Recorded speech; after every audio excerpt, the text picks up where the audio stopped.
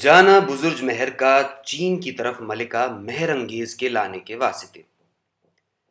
راویہ نے خوشگو اس داستان کو یوں بیان کرتے ہیں کہ جب خواجہ بزرج مہر شہر چین میں داخل ہوا، خبرداروں نے خاقان چین کو خبر دی کہ بادشاہ ہفت اقلیم کا وزیر حضور کے پاس آتا ہے۔ خاقان چین نے ارکان دولت کو خواجہ کی پیشوائی کے واسطے بھیجا، اور جب قریب تر پہنچا اپنے بیٹوں کو مئے سلاطین خطا و ختن استقبال کا حکم دیا۔ ہرگاہ بزرج مہر دیوان خاص میں داخل ہوا، بآداب تمام کورنش ادا کر کے تحائف و سوغات کو کہ اپنے ہمراہ لے گیا تھا اپنے بادشاہ کی طرف سے خاقان کی خدمت میں پیش کیا۔ خاقان چین خواجہ کا ادب دیکھ کر بہت خوش اور سخنان شیریں سے نہایت محظوظ ہوا اور خواجہ کو خلت فاخرہ سے سرفراز کیا۔ کہتے ہیں کہ پہلی ہی صحبت میں خواجہ کو 11 خلت دیے، یعنی جو بات خاقان کرتا تھا اور اس کا جواب باثواب پاتا تھا، خلت عطا کرتا تھا۔ ہرگاہ سبب آنے کا پوچھا، اس کو ایسا بآئین شائستہ خواجہ نے بیان کیا کہ خاقان نے دل و جان سے شادی مہر انگیز کی نوشیروان کے ساتھ قبول کی اور فخریہ دربار عام میں یہ کلمہ فرمایا کہ زہ سعادت میری کہ نوشیروان سا داماد مجھ کو ملا، اور اسی دم حکم دیا کہ جلد تر اسباب سفر کا مہیا ہو۔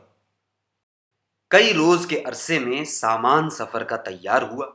خاقان چین نے کبابہ چینی اور قلابہ چینی کو کہ یہ دونوں خاقان کے خلف الرشید ہیں، ملکہ مہر انگیز کے ہمراہ 40,000 تزک سے روانہ کیا، اور کئی پشت کا اندوختہ زر و جواہر و لباس و اشیاء عمدہ و تحفہ اور کئی 100 کنیزک و غلام ترکی و حبشی خطائی ختنی جہیز میں دیا۔ کئی مہینے کے عرصے میں خواجہ مئے ملکہ مہر انگیز ایران میں پہنچا۔ بادشاہ و نوشیروان نے استقبال اور طبق طبق زر و جواہر مہر انگیز کے محافے پر سے نثار کر کے فقیروں کو دولت سے مالا مال کیا، اور خواجہ بزرج مہر کو بانواع شفقت و مہربانی گلے سے لگا کر مخلہ فرمایا، اور شاہانہ سامان شادی کا کر کے ساعت سعید میں نوشیروان کا عقد ملکہ مہر انگیز کے ساتھ کیا، اور بعد برات کے 1 سال تک جشن شادی کا رہا۔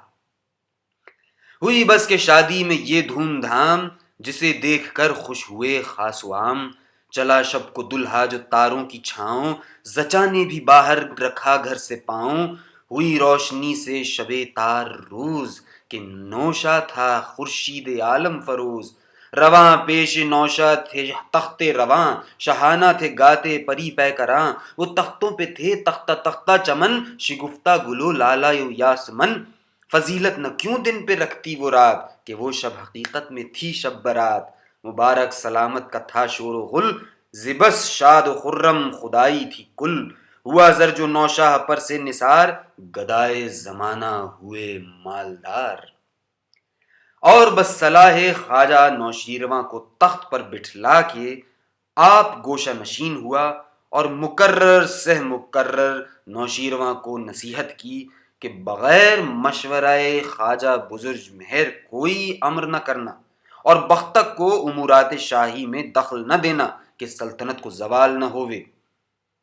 کہتے ہیں کہ جب بادشاہ نے نوشیروان کو تخت پر بٹھلانے کے لیے بزرج مہر سے مشورہ چاہا تو خواجہ نے عرض کی کہ 40 دن کے بعد شہزادے کو شوق سے تخت پر بٹھلائیے گا، اور اتنے دنوں تک شہزادے پر میرا اختیار ہے، جو میں مناسب جانوں گا سو کروں گا۔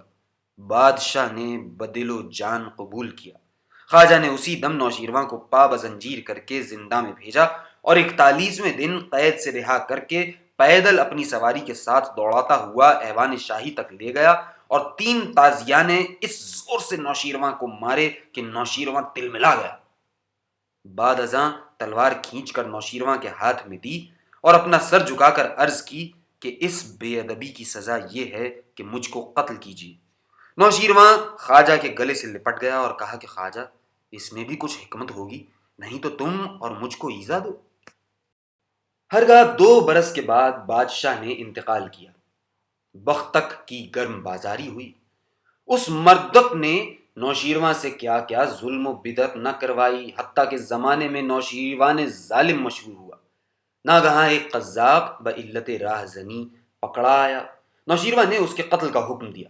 اس نے عرض کی کہ قتل تو میں کیا ہی جاؤں گا، لیکن اگر 40 دن کی مہلت مجھ کو ملے اور بھی شراب و کباب و شاہد رانا عنایت ہو تو میں ایک ایسا علم جانتا ہوں کہ دربار شاہی میں کوئی نہ جانتا ہوگا۔ بعد 40 دن کے جس کو حکم ہوگا تعلیم کر دوں گا۔ نوشیروان نے پوچھا کہ وہ کیا علم ہے؟ اس نے کہا کہ میں جمی جانوروں کی زبان کا عالم ہوں۔ نوشیروان نے اس کی عرض کو قبول کر کے بزرج مہر کے سپرد کیا۔ بزرج مہر نے اس کو ایک مکان میں رہنے کو دیا اور خواستہ اس کو دلوا دیا۔ اس نے 40 روز تک خاطر خواہ عیش کیا۔ 41ویں دن بزرج مہر نے اس سے کہا کہ اب تو 40 دن گزر گئے، علم زبان دانی حیوانات مجھ کو تعلیم کر۔ اس نے کہا کہ میں جمی علوم سے جاہل ہوں، میری غرض عیش کرنے کی تھی، سو اس ہیلے سے اپنے دل کی آرزو پوری کر لی، اب حاضر ہوں، گردن ماری ہے یا پھانسی دیجیے۔ خواجہ نے یہ تقریر سن کر ہنس دیا اور اس سے راہزنی اور چوری کی قسم لے کر چھوڑ دیا۔ اور ایک دن بادشاہ شکار کھیلتے تھے اور سوائے بزرگ مہر و بختک کے تیسرا شخص ہمراہ نہ تھا۔ ناگہاں 2 الو ایک درخت پر بیٹھے ہوئے بول رہے تھے۔ نوشیروان نے بزرج مہر سے پوچھا کہ یہ کیا کہتے ہیں؟ بزرج مہر نے کہا کہ آپس میں اپنے لڑکوں کی شادی کی گفتگو کرتے ہیں۔ بیٹے والا بیٹی والے سے کہتا ہے کہ 3 ویرانے اگر تو اپنی بیٹی کے جہیز میں دینا قبول کر تو میں اپنے بیٹے سے تیری بیٹی کی شادی کرتا ہوں۔ اس نے کہا کہ اگر نوشیروان کی زندگی ہے اور ایسا ہی ظلم عباد اللہ پر کرتا رہا تو 3 ویرانے کیا، جتنا ملک نوشیروان کا ہے میں سب جہیز میں دوں گا۔ نوشیروان بولا کہ اب ہمارے ظلم کا چرچا جانوروں میں بھی ہونے لگا۔ یہ کہہ کر بہت متنبہ ہوا اور آتے ہی زنجیر عدالت دیوان خاص میں بندھوا دی کہ جو کوئی داد خواہ آئے زنجیر کو ہلا دے، کسی کی معرفت خبر ہونے کی کچھ احتیاج نہیں ہے۔ پھر تو ایسی عدالت کی کہ آج تک نوشیروان عادل مشہور ہے۔ کئی برس کے بعد بادشاہ کے 2 بیٹے اور ایک بیٹی ملکہ مہر انگیز کے بطن سے پیدا ہوئی۔ بیٹوں کا نام تو ہرمز و فرامرز اور بیٹی کا نام مہر نگار رکھا، اور خواجہ کو بھی آفریدگار نے 2 بیٹے عطا کیے۔ خواجہ نے ایک کا نام سیاوش اور دوسرے کا نام دریا دل رکھا۔ بختک کے بھی ایک بیٹا پیدا ہوا، اس نے بختیارک نام رکھا۔ راوی لکھتا ہے کہ ایک شب نوشیروان نے خواب دیکھا کہ مشرق سے ایک زاغ آیا، میرے سر سے تاج اتار کر لے گیا۔